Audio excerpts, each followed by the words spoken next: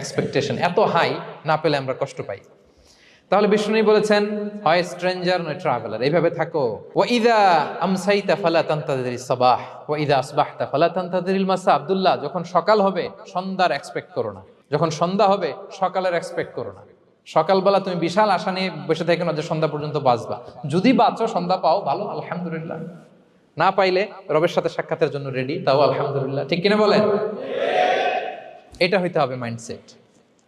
Expect less, never be greedy. প্রত্যাশা কম রাখেন, আপনি হ্যাপি হবেন। কিন্তু আমাদের মধ্যে অনেক এক্সপেকটেশন, যেটা আমাদেরকে কষ্ট দেয়, অসুখী বানায়। আরো লাগবে, আরো লাগবে।